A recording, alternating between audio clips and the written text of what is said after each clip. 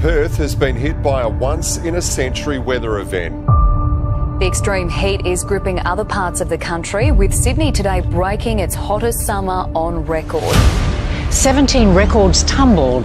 Perth also set a cold weather record. Yesterday was the coolest February day since records began. Never seen it ever like this before.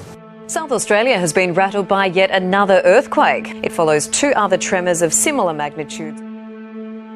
And so storm after storm after storm has been moving into California. Dude, this is so gnarly. Heavy downpours. Well, what is causing this unusual winter pattern, Jeff?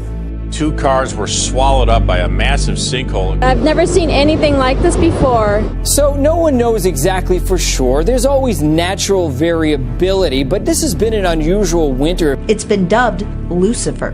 Maybe once in every 10-year event. The world in some way has to digest this tremendous speed of change, complexity of change. This is happening. This is real. This is happening right now. And so much of the behavior that I see is globalized behavior. It's not just behavior in any one part of the world. We have to let go of that arrogance and embrace the tolerance of true globalization. Last month was the 3rd warmest January on record. And this is the first time in the history of the record that 3 years in a row were successfully each hotter than the previous.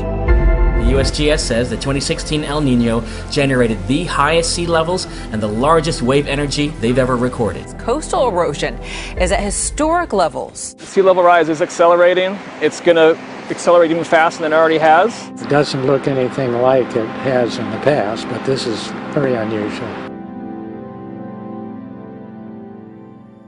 I mean, yeah, particularly like things seem to be accelerating to something. Isn't it? I mean, if we look at our life, it seems in the past 100 years, life been accelerating quite fast. Yeah. In the past 20, it's much getting faster and faster. Pakistan has faced attacks 4 days in a row this past week. A provocative move from North Korea overnight. This comes after South Korea said the North fired a projectile into the water near Japan. But from around 2011, we have seen a spike in the numbers of deadly conflicts. Police brutality has once again created waves of unrest in France. The rise of uncertainty, we see it in the US, we see it in Brexit, we see it around the world.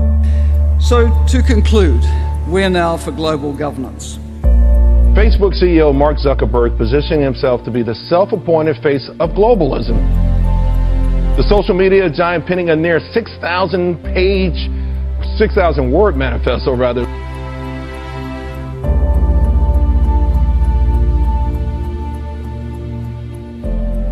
Mark Zuckerberg is taking it upon himself to more or less say, hey, listen, we need a one world, sort of a one world situation.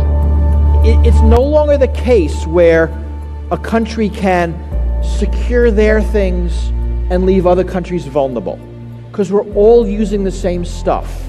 We're all using the same cell phones, the same computers, same operating systems, the same internet. Here's what he wants to do. He says he wants to develop a social infrastructure to give people the power to build a global community that works for all of us. I mean, some ominous things in there on the surface, but you can read into it and see some ominous things. Well, the devil's in the details.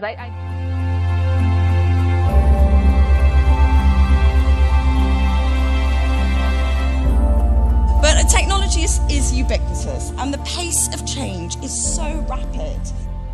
Myself having been trained as a computer scientist in the 90s, everybody knew AI didn't work. It's not like, people tried it. They tried neural nets. None of them worked out. And fast forward a few years, and now Brain probably touches every single one of our main projects, ranging, from search to photos to ads to everything we do. And there are mental technologies, cognitive technologies that let us upgrade our brains so we can keep pace in an exponential world. It's an incredible time. The really important point is it's not stopping. 9 years from today, The average $1,000 laptop is going to have the same computing power as the human brain. Now, it might seem weird to sort of connect technology and neuroscience. If we understand the algorithms of the brain, can we think about running that on hardware, other hardware that we have, silicon hardware? And this is a quiet revolution that's happening right now.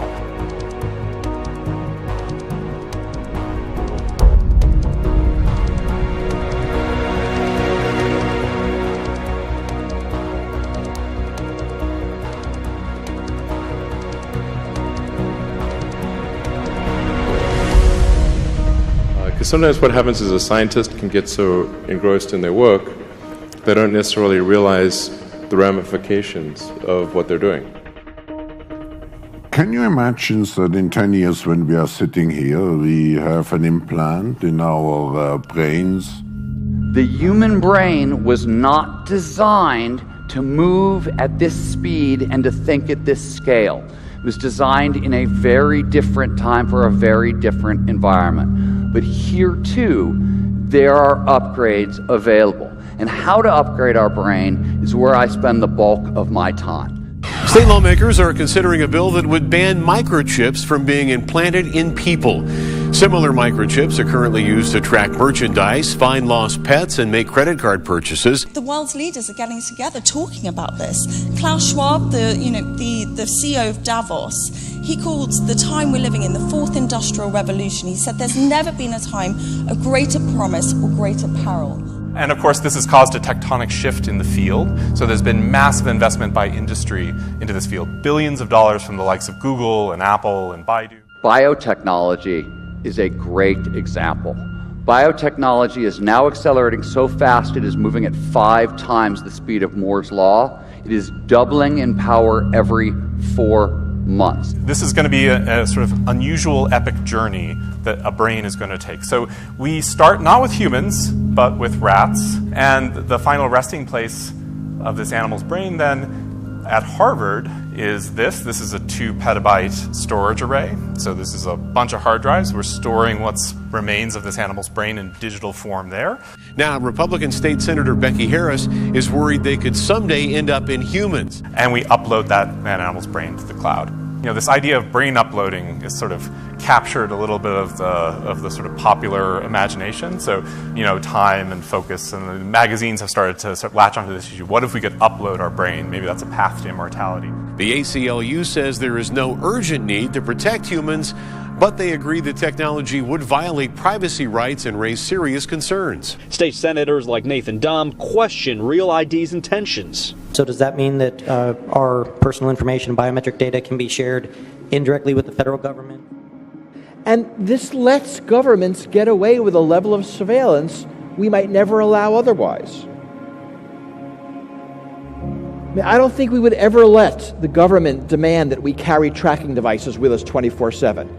Yet we happily put these things in our pockets every morning. You know, we're seeing surveillance inhibiting dissent, inhibiting social change.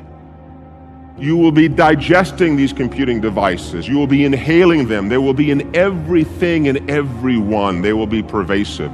What does that hyper-connected world look like? And today, it's not so far-fetched. Everything's changed. We are humanity's last hope.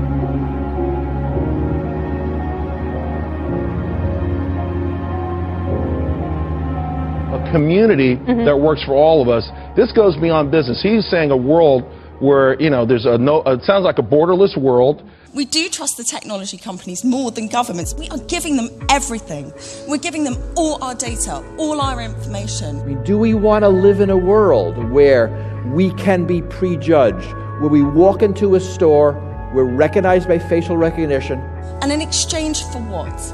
In exchange for convenience. And Gen Z is the first truly global generation. Millennials were the beta test for globalization. Another of the show's big stars, Laverne Cox, who's not only embarking on a new role, she may be making television history in the process. I'm a woman, but I used to be a man. That's right. I remember you told me. The way young people self-identify is changing. A transgender model graces the cover of Vogue Paris for the first time. Almost as fast as the words they use. Demi-boy, demi-girl, gender fluid.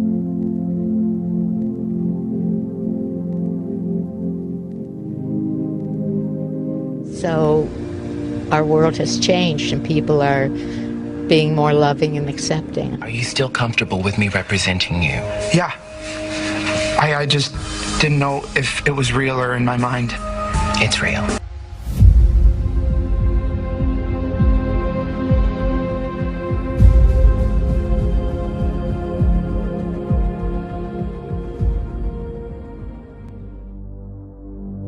We are in an unprecedented period of change. It is a critical time for humanity. AI, robotics, networks, sensors, nanotechnology, etc., are the most potent technologies the world has ever seen. Has been very profound and definitely surprised me. But these are the first steps. This is what the first steps look like. And we are living in the golden age of surveillance because this data is collected about us all the time. Final point. While effective global governance in the peace and security realm, I think, is struggling. 3 more galactic events sure to have eyes on the skies again. Well, dozens of dead owls have been reported along Interstate 84. It sort of almost looks like they fell from the sky. A mysterious explosion sound heard. I mean, it was boom, and there was like a little bit of a rumble after that. It was so bad it blew a clock off my wall. This may be something we may never get an answer to. All of which is science fact, not fiction. In our physical world, with all of its richness and complexity. It's tempting to think of human intelligence as a layer built on top of more primitive cognitive structures, and that we might be able to build something akin to that layer and bypass the messy embodiment that characterizes organic life. A 2010 study by researchers at Stanford University discovered radically more complexity within individual brain synapses than had previously been suspected. In fact, they estimated that a single healthy adult human brain has more switches than all the computers and all the routers and all the internet connections on Earth combined. Just let that sink in for a second.